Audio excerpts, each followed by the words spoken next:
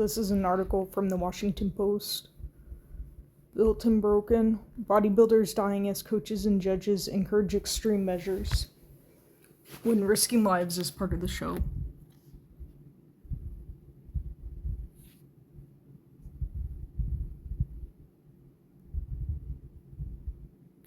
Elena Kosinova was hunched over a fan waiting for her spray tan to dry when she realized she couldn't move.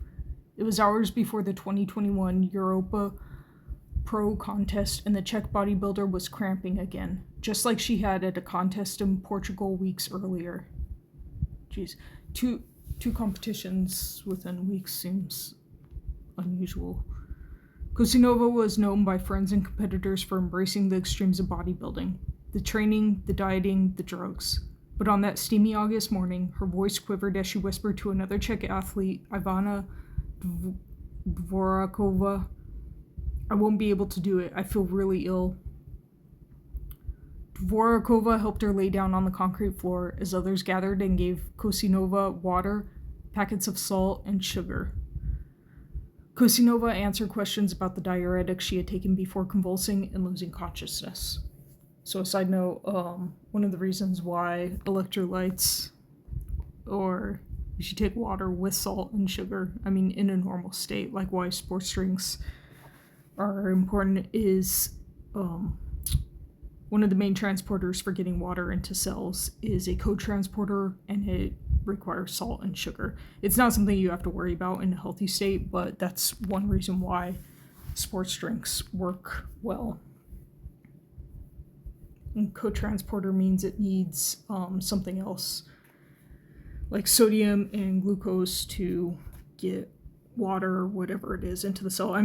Sodium and glucose can be a co-transporter versus an antiporter, which is kicking something out of the cell while bringing something in. Back to the article. It took nearly an hour for the ambulance to arrive at the venue in Alicante, Spain, according to 4 people who witnessed or were briefed on what happened. Seems like a long time. I wonder if that includes a delay in calling. Kosinova, a 46-year-old mother who dreamed of winning the prestigious Olympia, died before the competition was over. It's really sad, but I wonder how often athletes compete in competitions so close together. Then the caption under the picture, Czech bodybuilder Elena Kosinova, far right. Not her.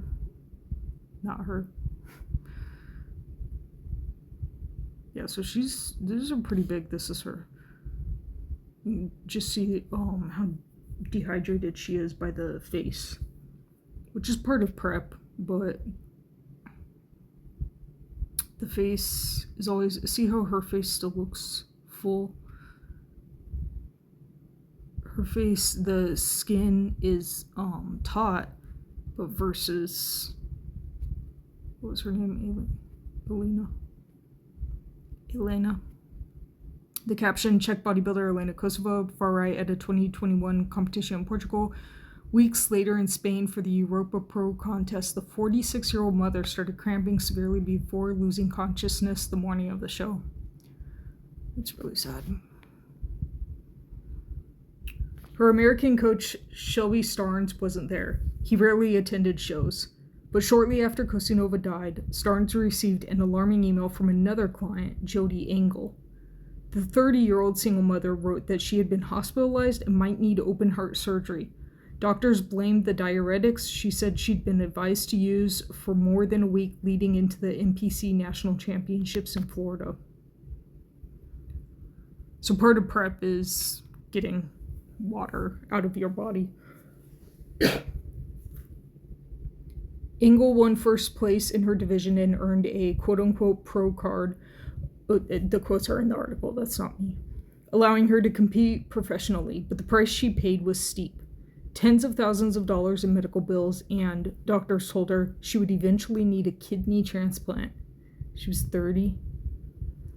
Starnes, one of the most popular coaches for female bodybuilders, did not respond to messages seeking comment. Engel takes responsibility for what happened. No one forced the drugs down her throat. She says, "I was stupid because I turned over the reins to someone that was more reckless than myself." Bodybuilders around the world are risking their lives. This is end quote. Bodybuilders around the world are risking their lives and sometimes dying for the sport they love because of extreme measures that are encouraged by coaches, rewarded by judges, and ignored by leaders of the industry, according to interviews with dozens of bodybuilders, coaches, judges, promoters, medical professionals, and relatives of deceased athletes. The Washington Post investigated the deaths of more than 24 bodybuilders, focusing mostly on those who died leading up to or in the aftermath of competitions. A review of hundreds of documents, including medical and autopsy records, police reports, 911 calls, emails, and text messages, along with interviews with more than 70 people, reveals the devastating consequences of a sport that for years has operated under the halo of health and fitness. And while I'm reading this article, I don't sit on either side of whether performance-enhancing drugs or prep drugs are good or bad, but I think people should be open about it. And sometimes when competitions disallow them or prohibit them, it leads to, rather than decreasing the use, it leads to obscuring use. And that's sad because younger people and even older people getting into the sport are not going to know the risks completely. They're going to rely on coaches who maybe don't have their best interest at heart. Back to the article. Several of the industry's top coaches, without formal training or medical licenses, supplied their clients with illegal steroids or other illicit substances, instructed them on dosages for performance-enhancing drugs, or advised athletes not to seek medical care before competitions, the Post found. I also want to note that it seems like we've only covered a few stories, but the coaches were male, and they were likely giving advice they would give male clients, or maybe they had followed themselves in the past without consideration to having female clients. Back to the article. Unlike other professional sports, the IFBB Pro League, the largest professional bodybuilding federation in the United States, does not routinely test athletes for steroids or other performance-enhancing drugs. There's no health insurance or union to protect athletes. Nearly all steroids are illegal without prescription in the United States, but bodybuilders say they are easily obtained and widely used by competitors. So me speaking again, I'm not necessarily against performance enhancers, but everyone should know what they're getting into and make the decision fully informed. And when you don't have people speaking out about what they're doing, that's a big problem. Back to the article. Jill Mannion, who runs the IFBB Pro and an amateur organization, the National Physique Committee, NPC, declined to answer specific questions and issued a company statement. The health, safety, and welfare of all our competitors has and always will be of utmost importance to us. Like, fuck you. That's such a blatant. Again, like, I guess transparency is the word I'm looking for. Just everyone who gets into the sport or who wants to compete should know what they're getting into. And a statement like this is just utter bullshit. Like, why issue a statement at all? It would have been better to dodge calls or just decline to issue a statement. That's a big fuck you. Especially to the families who have lost someone, but also to people, I don't know. Anyway, enough said. Back to the article. But bodybuilders and coaches say the risks have intensified in recent years as contest judges increasingly reward athletes with nearly impossible to achieve physiques. I mean, that's why people compete. It's hard to do, so that's part of the allure. Those who've warned against the dangers say they have faced pressure to stay silent and suffer backlash from federation officials and coaches after speaking out. That's messed up. That's where the problem comes in my eyes. Bodybuilders typically spend months preparing for competitions with strict diets and hours of workouts often fueled by stimulants. Many add to that a cocktail of performance-enhancing drugs to build muscle and fat burners to get lean. The grueling days before contest are known as quote-unquote peak week, quotes an article. When bodybuilders are at their leanest, most dehydrated state after taking diuretics to remove water so muscles are quote-unquote dry and defined. In the fall of 2021, the coach of 37-year-old George Peterson found his client dead in an Orlando hotel room 2 days before the Olympia contest. Police discovered hundreds of pills without prescription labels, including steroids, thyroid medication to speed up metabolism, and clenbuterol, a drug that is approved only for horses in the United States, but is used by bodybuilders as a fat burner. This is a picture of George Peterson. 37 is really young. Guy to the right of him. Woman to the left. And George. The caption says, George Peterson celebrates a win at 2019 Arnold Classic in Columbus, Ohio. 2 years later, the 37-year-old was found dead in a hotel room full of performance-enhancing drugs, days before the prestigious Olympia competition. Peterson's coach, Justin Miller, declined to answer questions about the athlete's use of performance-enhancing drugs.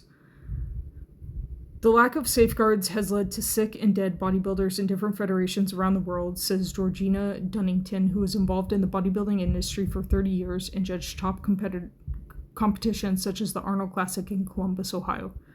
She said the federations and a constellation of businesses around them are profiting off vulnerable athletes who rarely earn enough contest money to cover the thousands of dollars they spend to compete.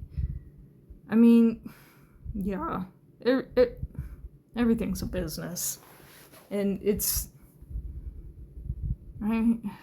gotta think of it as like spending money on a hobby. That's kind of a different argument, I think.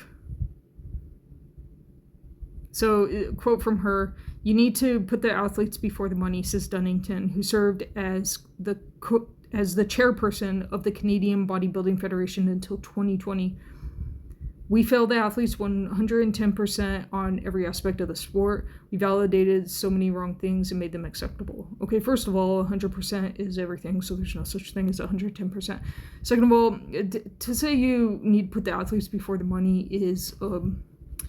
It's a nice sentiment, but it's a completely worthless statement, because money is why else would you put on these competitions, out of the goodness of your heart, like to memorialize Arnold.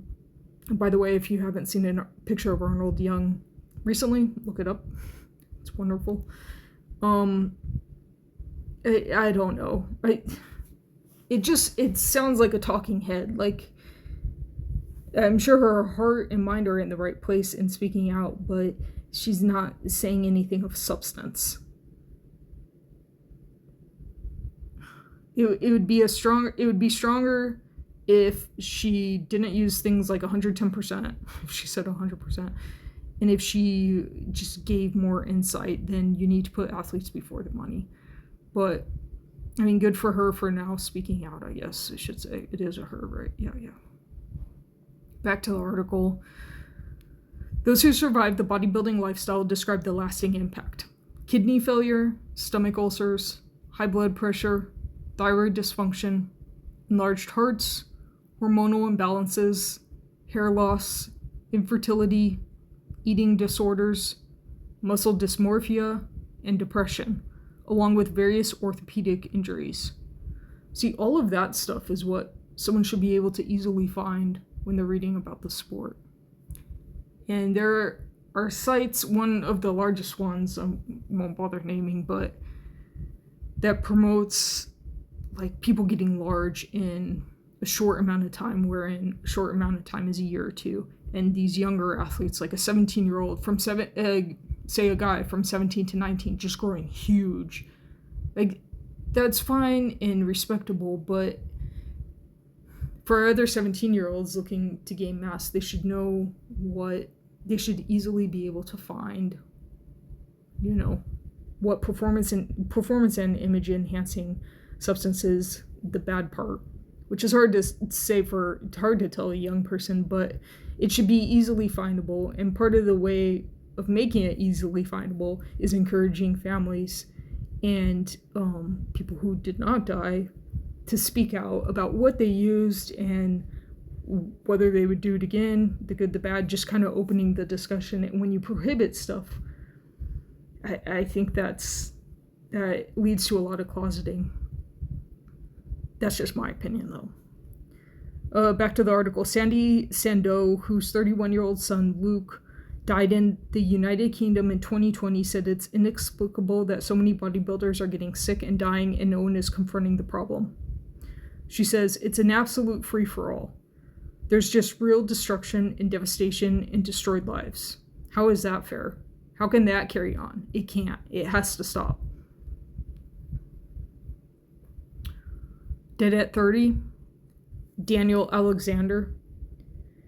Daniel Alexander stood with his hands on his hips as he gazed into the mirror at Crunch Fitness in Northridge, California, where he worked as a manager. It's almost that time of year I start growing and get to looking freaky, Alexander posted on Instagram in March 2019. He'd been training for months with his coach to add muscle after getting feedback from judges that his upper body thickness needed to match his massive 30-inch thighs. Alexander was planning to compete at Legion Sports Fest that November, but by September, the contest prep was taking a toll on the 30-year-old. He messaged his coach, Dave Kalick, about lots of frequent long cramps, using fat burners and taking steroids. And here's a picture. This is Daniel Alexander. That's his coach, who is not a great guy, according to this article. The caption, Daniel Alexander left with his coach Dave Kalick, who advised the 30-year-old on steroids and other performance-enhancing drugs as Alexander prepared for a competition in 2019, according to text messages reviewed by the Post. Just please use what I'm giving you because I know what's in there, Kalick texted.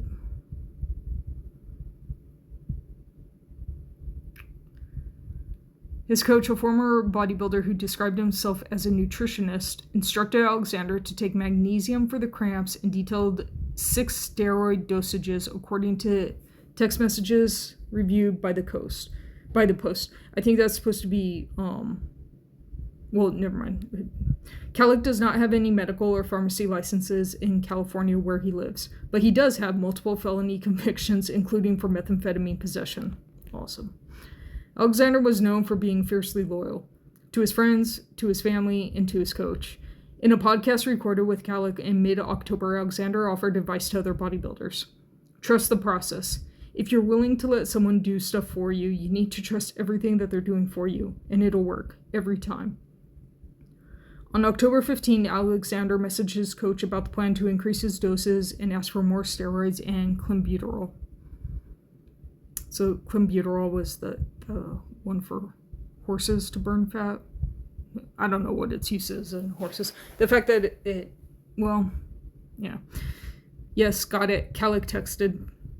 When Alexander's parents visited from out of town 3 days later, their son had trouble catching his breath while they walked around a mall. Alexander blamed his intense cardio workouts for heart palpitations and an upset stomach. Don't play with your heart, guys. His parents had never seen their son so close to a competition, but he assured them it was normal to feel this way before a show.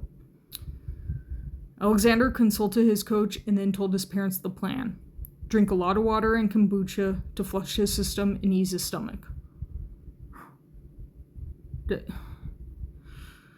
They stopped at a store to pick up supplies before dropping Alexander at his apartment. And this is a text exchange between Daniel Alexander and Dave Kalick.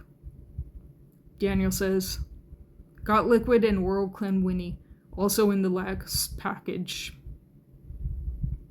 Clen is going good, body adjusting to it, very crampy the last 3 days. Lots of cramps. Lots of frequently long cramps. Dave responds, take 500 milligram Actually, I'm not going to read this.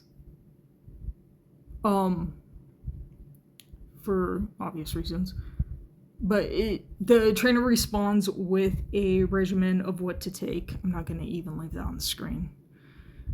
Daniel responds with what he needs and what dosages he has. His trainer responds, yes, I've got it here. And then Daniel responds, checking on a certain dosage. His trainer responds, yes. I feel like I shouldn't have had any of that on the screen. But The bodybuilder also texted a friend who worked with as a nurse practitioner. He says, 5% body fat right now, lots of stims. I've had a very irregular heartbeat for over an hour, becoming painful, still hard to breathe. Worry? Fuck yes. God, that's so sad. He Jesus Christ. She, the nurse practitioner friend, told him to go to urgent care and repeated the advice when he reached out later that evening. Like, yeah, that's not something to play with. And then he responded that he's feeling better, but the feelings just are not gone. And then he says, I will go if I feel like I'm dying, but being 23 days away from my show, I don't want to get pumped with fluids and ruin my physique for not having a heart attack. See, this is where it's just, I can't say that he's stupid. He was 30, which is still young, but old enough to know. But it's definitely, like, he was clearly around gym culture for a long time, and he just legitimately did not know when to worry about his heart, and that's really fucking sad. If you're having heart palpitations, if you have trouble catching your breath just walking, like, these are reasons, and you're using, if you're 30 and you're using substances, like, yeah, go to the ER. This isn't normal. They should know they should have the information to know it's not normal. I don't blame him, because and if you have a coach or a trainer, they, right then, like, nothing's worth your life. The next morning, his coach messaged at 5:45 a.m. How is your heart rate? Alexander never responded. His friends Aaron and Robin Weiner said they were on the phone with Kellick when the couple found Alexander in the shower with the water running. They performed CPR until paramedics arrived. Drugs were everywhere, Aaron Weiner said, and Kellick told them to hide anything out in the open and delete Kellick's messages from Alexander's phone. Like, tell me he didn't know he was doing something wrong. Like, what the fuck? Weiner said that without thinking, he brushed some pills. Also, I call you, say you're a coach, I call you up and I'm like, hey, someone you've been coaching dies. And your reaction is cover my ass. Like, that's just so fucked up. Weiner said that without thinking, he brushed some pills off a desk into a drawer before someone told him this was a crime scene.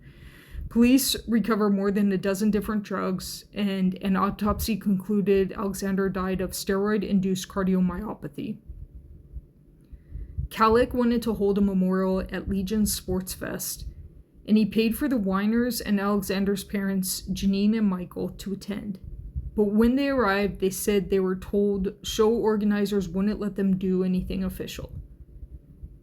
Instead, there was a casual discussion encouraging bodybuilders to get blood work done before Kellick spoke briefly about Alexander. This is just more example of Kellick being a douchebag. And then Janine Alexander, who was the mother of the deceased, said, it felt like we were holding up the show. It was more hurtful than it was helpful. I mean, Kellick, before flying everyone out there, he should have okayed that he would be able to do something. And it's also just a near empty gesture. Kellick did not respond to messages seeking comment. He still features a photo of Alexander on a coaching website under transformations and testimonials. What the hell? Alexander is quoted as saying, since working with Dave, my body has grown correctly, safely, and I have seen nothing but success in the shows I've done. By far the best decision I made in my bodybuilding career. Well, the balls on that guy. I mean, he's probably used in the past, so his balls are probably very small, which, if that's your thing, go for it. I mean, women aren't into giant balls. But to leave that up on the website, this guy is just an asshole. A soulless asshole. What the fuck? Seriously. The parents of the deceased see it very differently. They only learned later, after going through their son's phone, about the details of Kellick's prep for Alexander. And they say, my son paid for his own death. Literally, his mother said. Dead at 23, Brandon Char Lee. A year earlier in 2018, police found Brandon Char Lee dead in his Livermore, California apartment 4 days before a show. They counted more than 100 needles and multiple vials of steroids.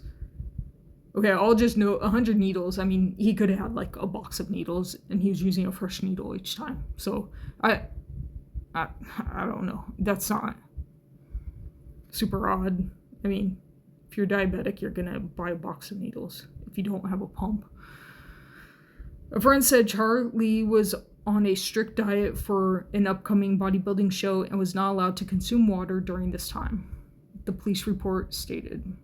Was it 4 days before a show? Yeah, I was reading once about a woman who was doing a prep, and she was doing like a paragraph or so of a diary daily.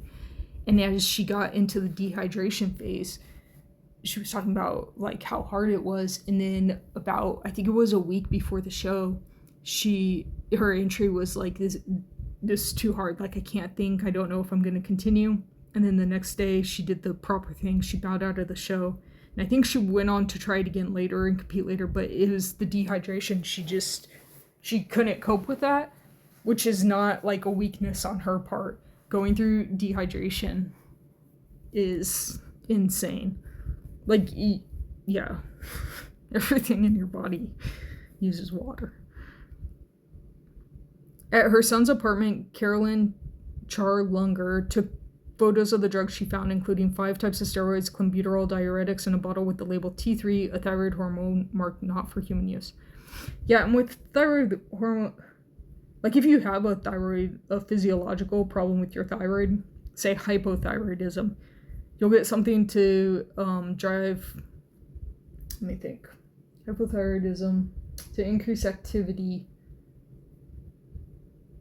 Which one's the one where you get the radioactive? Anyway, the point I'm trying, obviously I don't know enough to talk on this, can't remember, but if you have hypothyroidism, you often end up with hyperthyroidism from the drugs you're given, and then hypo, so it goes back and forth, and you basically end up taking drugs for the rest of your life, which in a physiological condition, it's not the worst thing that can happen to you, but to voluntarily mess up your thyroid and then be on medication for the rest of your life is kind of crazy. And it's not just messing up your thyroid, it's like you go through a whole process of hypo and hyper until you finally just have minimal thyroid and are taking what you need for life.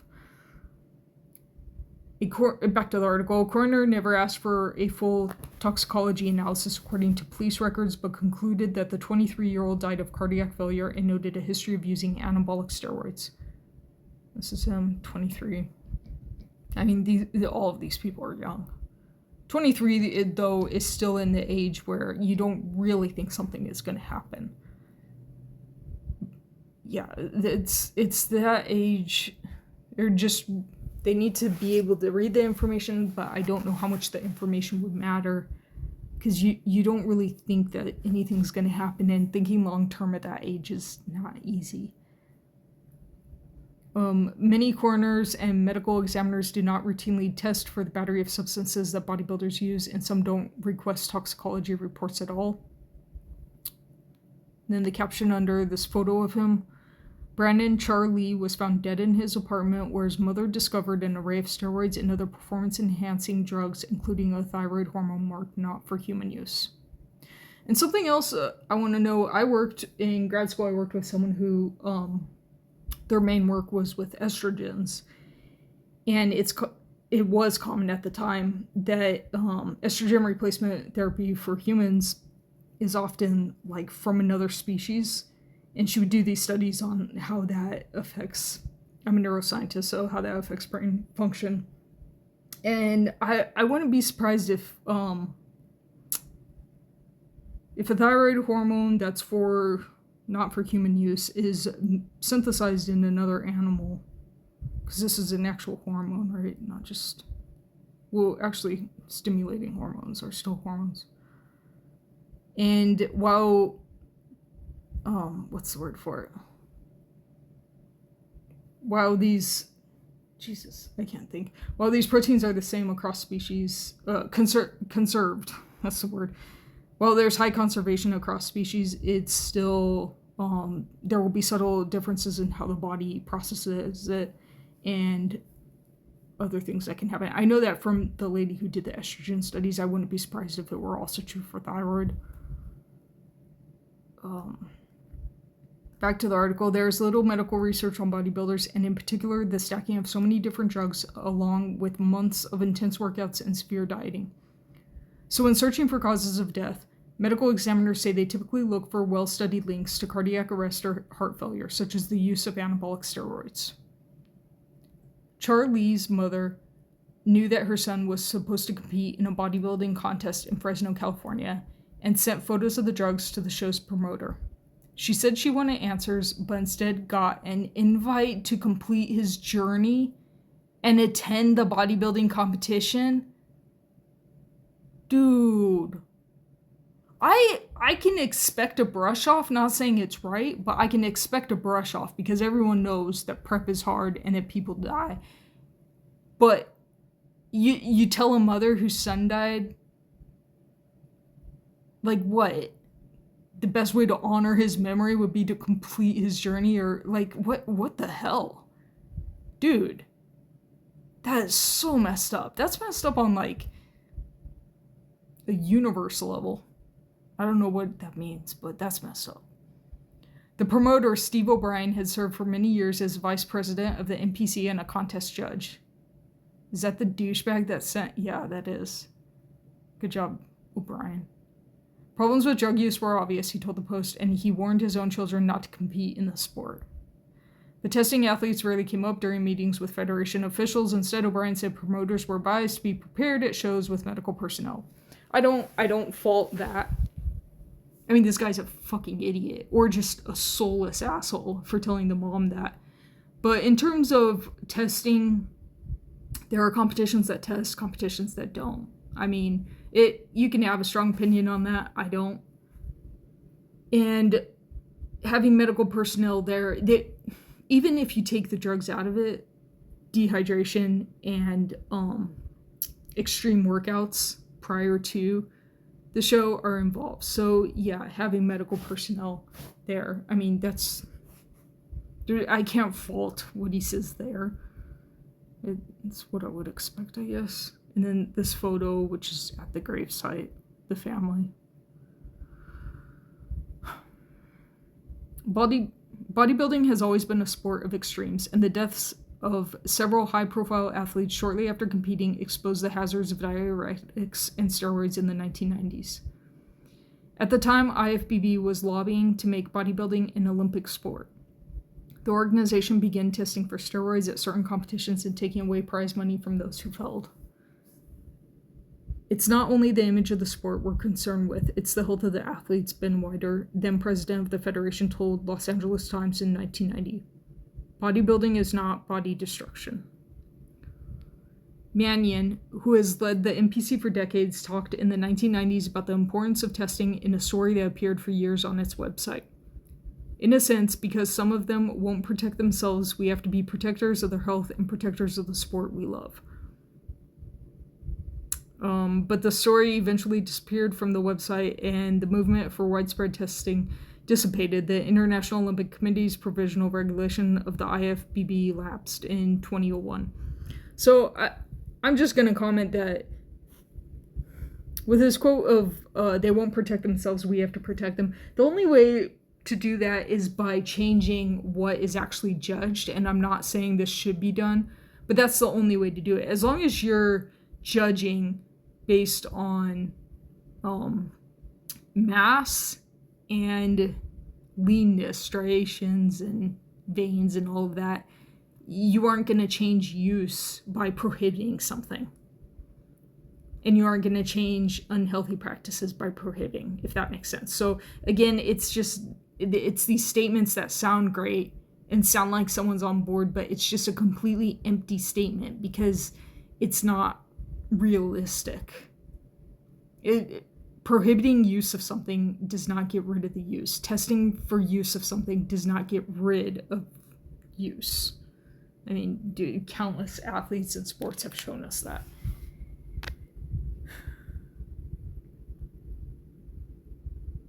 Dead at 49, Terry Harris. In 2013, Terry Harris... I'm going to have to finish this later because this is heavy. What else? So this is going to go through a lot of deaths, and I think that's good. This is a long article. I'll do a part 2. No one's watching my videos at this point, but maybe at some point someone will, and it'll be helpful. Here's a complete asshole. Just screen grab that. Yeah, I don't know. This is heavy.